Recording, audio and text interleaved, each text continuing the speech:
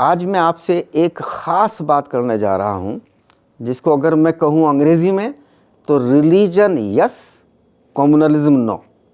اور اگر اردو میں کہوں میں تو مذہب ہاں فرقہ پرستی نہ، اور اگر ہندی میں کہوں میں تو دھرم ہاں سمپردائکتا نہیں۔ مذہب جوڑنے والی طاقت ہے، توڑنے والی نہیں ہے۔ شرط یہ ہے کہ مذہبی شناخت کے بجائے مذہبی اخلاقیات کو بنیاد بنایا جائے، یعنی ایک آدمی کی ریلیجس آئیڈنٹی ہے، ایک ریلیجس مورلٹی ہے۔ ریلیجس آئیڈنٹی کے بجائے ہم اگر ریلیجس مورلٹی کو بنیاد بنائیں گے تو ظاہر ہے پھر پرابلم نہیں آئیں گی۔ مذہبی شناخت جب سیاسی اور معاشی شدت پسندی کے ساتھ مل جاتی ہے تو فرقہ واریت پیدا ہوتی ہے۔ یعنی اس کا مطلب صاف یہ ہے کہ ریلیجن اپنے آپ میں بہت اچھی چیز ہے۔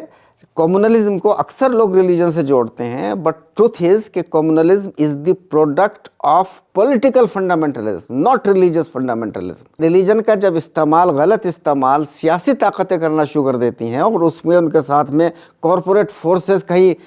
اکنامک فورسز ساتھ دینا ان کا شروع کر دیتی ہیں، تو اس کی وجہ سے اصل میں کمیونلزم پیدا ہوتا ہے۔ مذہبی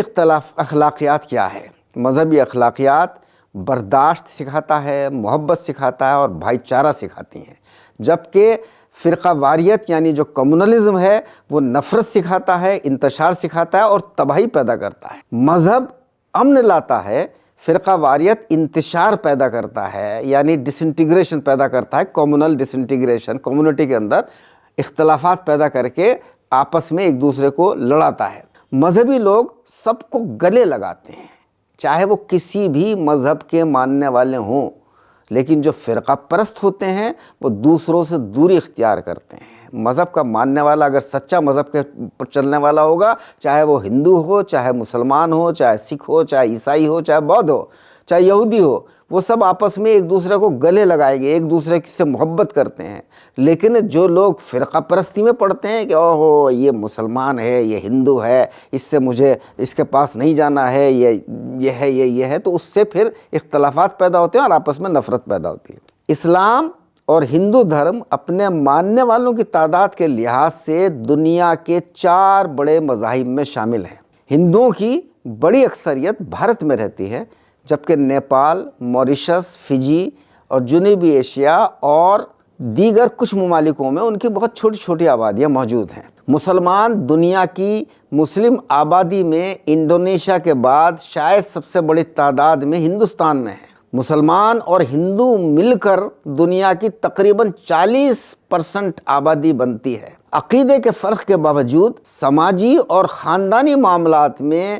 ان میں بہت مشترک اقدار ہیں، یعنی جو ہندوؤں کی جو پوری ایک فیملی سسٹم، مسلمانوں کا فیملی سسٹم، جو سوشل ایک پورا ایک ماحول ہے کنٹری کے اندر، وہ بہت حد تک ملتا جلتا ہے۔ ان کی پوجا پدھتی میں فرق ہو سکتے ہیں، لیکن ان کا جو روزانہ کا جو معاملات ہیں وہ کافی حد تک ملتے ہیں۔ بالکل ظاہر ہے پوری طرح یکساں نہیں، لیکن کافی ملتے ہیں۔ اسی طرح زیادہ تر ہندو چند سخت گیر اسلام دشمنوں کے سوا اسلام کے نبی اور اولیاء کا احترام کرتے ہیں۔ زیادہ تر وقت دونوں ایک دوسرے کے ساتھ ہم آہنگی کے ساتھ رہتے ہیں۔ فرقہ وارانہ کشیدگی کے وقت ایک دوسرے پر شک کیا جانے لگتا ہے، مگر اکثر یہ کشیدگیاں زیادہ دیر نہیں چلتی اور لوگ پھر سے معمول کے تعلقات میں واپس آ جاتے ہیں۔ یہ افسوس کی بات ہے کہ پچھلے کچھ سالوں میں یہ تقسیم تھوڑی بڑھتی چلی گئی ہے اور وہ زیادہ دیر پہ ہوتی چلی جا رہی ہے، لیکن انشاءاللہ وقت آئے گا کہ وہ بھی اس میں بھی رکاوٹ آئے گی۔ بھارت میں 3 قسم کے لوگ ہیں۔ پہلی قسم مذہبی ہندو یعنی ریلیجس مائنڈڈ ہندو اور ریلیجس مائنڈڈ مسلمان ہیں، جو اکثریت میں ہیں، جن کی میجورٹی ہے۔ دوسری قسم فرقہ پرست عناصر ہیں، یعنی جو کمیونل ہیں، جو نمایاں اقلیت میں ہیں، جو کافی ہیں لیکن ہیں مائنورٹی میں ہی۔ تیسری قسم وہ لوگ ہیں جو غیر مذہبی یا کھلے عام ملحد ہیں، یعنی جو اتھیسٹ ہیں اور مذہب اور مذہبی اخلاقیات کو نظر انداز کرتے ہیں۔ امن کی کنجی پہلی قسم کے ہاتھ میں، یعنی اس قسم کے ہاتھ میں جو لوگ واقعی میں مذہبی ہیں، چاہے وہ ہندو ہیں چاہے مسلمان ہیں، ان کے ہاتھ میں اصل میں امن کی کنجی ہے۔ تیسری قسم کے 2 رجحانات ہیں، ایک لیفٹسٹ ہیں یعنی بائیں بازو کی طرف جھکا ہوا، اور دوسرا رائٹسٹ ہیں یعنی دائیں بازو کی طرف۔ دونوں خود کو آزاد خیال یعنی لبرل کہتے ہیں، مگر جو دائیں بازو والے معاشی طاقتوں کی حمایت کی وجہ سے زیادہ طاقتور بنتے چلے جا رہے ہیں، کیونکہ ان طاقتوں کی آزاد خیالی میں مفادات جڑے ہیں۔ دوسری یعنی فرقہ پرست قسم کو پہلی یعنی مذہبی اکثریت کو الگ تھلگ کرنا ہوگا۔ یعنی اگر ہندوستان میں یا پورے دنیا میں بھی میں کہہ سکتا ہوں کہ اگر صحیح معنوں میں امن قائم کرنا ہے تو جو ریلیجس فورسز ہیں ان کو، جو ٹرولی ریلیجس ہیں ان کو آگے آنا ہوگا، اور جو کمیونل فورسز ہیں ان کو کنارے کرنا ہوگا۔ اس کے بعد آزاد خیال قوتوں کا سامنا کرنا اور انہیں یہ سمجھانا آسان ہوگا کہ ان کے کئی نظریات انسانیت کی بھلائی کے لیے بہت خطرناک ہیں، چونکہ پچھلے کچھ دنوں میں چونکہ لبرلزم کے اوپر خاص طور پر جو اکنامک فورسز کا قبضہ ہو گیا ہے، تو انہوں نے بہت ساری چیزوں کو بڑھاوا دیا ہے، مثال کے طور پر شراب کو اور جوے کو، اور جو جنسی بہراروی ہے سیکسول فریڈم کے نام پر، عورتوں کی فریڈم کے نام پر، ان سب چیزوں کو بڑھاوا دینے کی وجہ سے دنیا میں بہت ساری خرابیاں پیدا ہو گئی ہیں، بہت سارے نقصان ہوئے ہیں۔ مذہبی لوگوں کو یہ سمجھانا ہوگا کہ معاشی شدت پسندوں کا کیا کردار ہے، یعنی جو اکنامک فنڈامنٹلسٹ ہیں وہ کیا کر رہے ہیں، اور وہ سیاست دانوں، افسروں اور تعلیم اداروں کے ساتھ مل کر کیسے کھیل کھیلتے ہیں، انسان کی کمزوریوں کو کاروبار بناتے ہیں، جسے میں کہتا ہوں کمرشلائزیشن آف ہیومن ویکنسز۔ بے قابو کمرشلزم کو فروغ دینا اور معاشی و سیاسی بالادستی کے لیے مذہبی اختلافات کو ختم کرنا، یہ سب ان کے منصوبے ہیں جنہوں نے نہ صرف بے نقاب بلکہ ہر سطح پر اور ہر ممکن طریقے سے چیلنج کرنا ہوگا ان طاقتوں کو، ان کو بے نقاب کرنا ہوگا اور انہیں چیلنج کرنا ہوگا۔ جب مذہبی قوتیں موجودہ اکنامک اور پولیٹیکل سسٹم کی حقیقت کو سمجھ لیں گے اور اس کو ایک دوسرے سے نفرت کے بجائے احترام کے ساتھ ایک متحد طاقت ہو جائیں گے، تب اسی وقت ممکن ہے جب تمام مذاہب، خاص طور پر بھارت میں ہندو دھرم اور اسلام کو ماننے والے اور عالمی سطح پر کرسچنز مشترکہ بنیادوں پر اکٹھے ہوں اور ایک دوسرے کے حقوق کا احترام کرنا سیکھیں۔ اگر وہ اپنے ذاتی مفاد کے بجائے خدا کے بتائے ہوئے کام کریں اور خدا کے لیے کام کریں، اور تو منزل بہت جلد حاصل ہو جائے گی۔ اگر وہ ناکام ہوتے ہیں تو نہ صرف خدا کو ناراض کریں گے بلکہ اپنی آنے والی نسلوں کو بھی تباہ کریں گے۔ مسلمان جانتے ہیں کہ ترقی کی بعض پہلوؤں پر زور دینے کے باوجود ان کا ملک کے بارے میں تصور دوسرے مذاہب کے ہم وطنوں سے بالکل مختلف نہیں ہے، اس لیے وہ پر اعتماد ہیں کہ ایک دن تمام بھارتیوں کی حمایت سے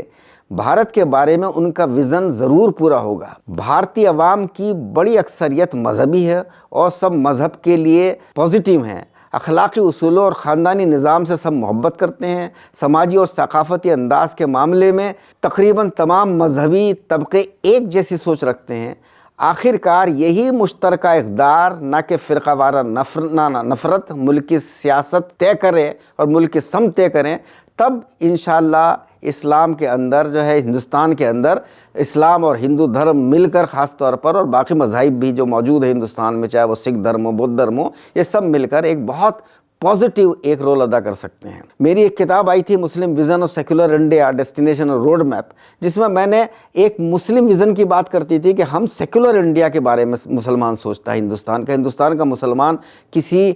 کامنل انڈیا کے بارے میں نہیں سوچتا، اور اس کا تصور وہ ایک سیکولرزم کا قائل ہے۔ اس میں جو وہ جس قسم کا ایک ہندوستان چاہتا ہے، اس کا ایک میں نے تھوڑا سا ایک جائزہ لینے کی کوشش کی تھی کہ ہم یہ چاہتے ہیں کہ ایک ویژن ایسا ہو کہ بھارت ایک سیکولر ملک ہو، ٹرولی سیکولر ملک، جہاں ہر مذہب کا احترام ہو، مذہبی شخصیات اور کتابوں کی توہین کی اجازت نہ ہو، مذہب کی بنیاد پر کوئی امتیاز نہ ہو، اور تمام مذاہب مل کر ایک صاف، پاک، صحت مند، پرامن اور خوشحال بھارت بنائے۔ نمبر 2، بھارت اعلیٰ اخلاقی مقام پر ہو، جہاں اخلاقی، خاندانی اور سماجی اقدار اور محفوظ اور فروغ یافتہ ہوں، یعنی فیملی ویلیوز کا اور سوشل ویلیوز کا بہت امپورٹنٹ ہونا بہت ضروری ہے، اور نظام میں صحت اور امن کا محافظ ہو، یعنی ایک ہمیشہ سسٹم قائم کرنا چاہیے جو ایک ہیلتھ اور پیس اسٹیبلش کرے، جہاں شراب، ڈرگس، جوا، फहाशी और नंगापन, फहश निगारी और हमजिन्स परस्ती जैसी यानी होमोसेक्सुअलिटी जैसे गैर सेहतमंद रुझानात को बुराई समझा जाए और उन्हें ख़त्म करने के लिए हर सतह पर इक़दामात हों। ख़ास तौर पर इंसानी कमज़ोरियों को कारोबार बनाने के ख़िलाफ़ हमें मुत्तहिद होने की ज़रूरत है। नंबर 3, भारत हकीकी इक्वलिटी वाला मुल्क हो, यानी इकोनॉमिक इक्वलिटी भी हर तरह से हो, जहाँ पर हर तरह के जो इकोनॉमिक डिफरेंसेस हैं, इलाकाई हों, चाहे वो रीजनल हों, चाहे वो स्टेट वाइज हों, चाहे वो कास्ट वाइज हों, चाहे रिलीजन वाइज हों, चाहे सिटीज़ के दरमियान हो, उनके दरमियान जो इकोनॉमिक इनइक्वालिटी बहुत बढ़ती चली जा रही है और उस इकोनॉमिक इनइक्वालिटी को कम से कम करने की ज़रूरत है। नंबर 4,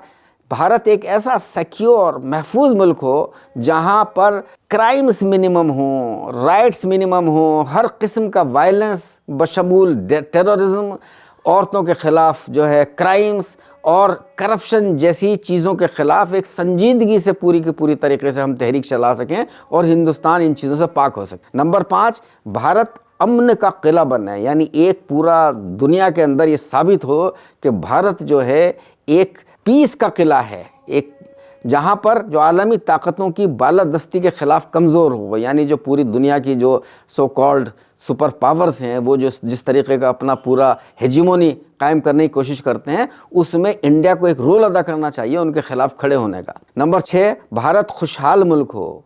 और जो जायज़ और दुरुस्त ज़राए से तरक्की करे, यानी तरक्की के तरीक़े हमारे पॉजिटिव होना चाहिए। उसके अंदर हम अगर एक नेगेटिव वेज़ के तौर पर हम चाहेंगे कि हम इकोनॉमिक पावर बन जाएं तो एक बहुत अच्छी बात नहीं होगी। और नंबर 7, मुसलमान मुल्क की तरक्की में भरपूर और बामानी किरदार अदा करें, कोशिशों में भी और फ़ायदों में भी उनकी जो है वो शामिल हों, उनको अपनी मजहबी और अपनी कल्चरल अकायद के साथ जीने का पूरा हक़ हासिल हो, बग़ैर किसी इम्तियाज़ और अदम तहफ़्फ़ुज़ के वो रह सकें। इस्लाम ख़ुद को दूसरों से अलग कोई तन्हा मज़हब नहीं समझता। इस्लाम दरअसल एक तवील दीनी सफ़र की आखिरी मंजिल है। हज़रत आदम अलैहिस्सलाम से ये सिलसिला शुरू हुआ, मुख्तलिफ़ मुल्कों के अंदर, हिंदुस्तान समेत हर मुल्क के अंदर बहुत सारे पैगम्बर आए और उन पैगम्बरों की आने के बाद में आखिर में अल्लाह की तरफ से, खुदा की तरफ से रसूलुल्लाह सल्लल्लाहु अलैहि वसल्लम, मोहम्मद मुस्तफ़ा सल्लल्लाहु अलैहि वसल्लम को आखिरी पैगम्बर बनाकर भेजा गया। लेकिन इस्लाम का ये बाकायदा एक उसूल है, तय है, और जो हर मुसलमान मानता है कि पिछले जितने भी पैगंबर रहे हैं, जितने भी ईश्वर के दूत रहे हैं, जितने भी प्रोफेट्स और एम्बेसडर्स ऑफ गॉड रहे हैं, वो सब अपने अपने सच्चे थे। ये अलग बात है कि उन्होंने जो तारीख़ बताया उसको बाद में लोगों ने तब्दील कर दिया, लेकिन वो अपने आप में सच्चे थे। और जो भी ईश्वर ने जिनको भी भेजा, उन सब की हम लोग इस्लाम को मानने वाले उनकी बेइंतहा रिस्पेक्ट करते हैं, बल्कि उनके ऊपर सलामती भेजते हैं। और इस्लाम जितनी भी पहली पुरानी किताबें रही हैं, उन सबको अपनी ओरिजिनल शक्ल में उन सबको सच्चा किताब मानता है। लेकिन चूँकि अब कुरान आखिरी किताब है, इसलिए इस्लाम का नज़रिया ये है कि अब बाकी सारी दुनिया को, अब चूँकि कुरान ईश्वर का आखिरी पैगाम है और मोहम्मद ईश्वर के आखिरी रसूल हैं, तो अब अगर हम चाहते हैं कि हम जो हैं सब मिलकर इकट्ठे होकर जन्नत में जाएं, तो उसका तरीक़ा यह है कि हम आखिरी रसूल को मानें, आखिरी किताब को मानें। आइए उन लोगों के ख़िलाफ़ लड़ें जो अपने गलत मकासद के लिए सेहतमंद और पुरअमन ज़िंदगी की कीमत पर दुनिया को ज़्यादा दिलकश और रंगीन बनाना चाहते हैं। आइए हम सब मिलकर दुनिया को ज़्यादा साफ़, ज़्यादा पाक, ज़्यादा हेल्दी और ज़्यादा पुरअमन पीसफुल बनाने के लिए मुत्तहिद हों। भारत ज़िंदाबाद, हिंदुस्तान ज़िंदाबाद, इंसानियत ज़िंदाबाद।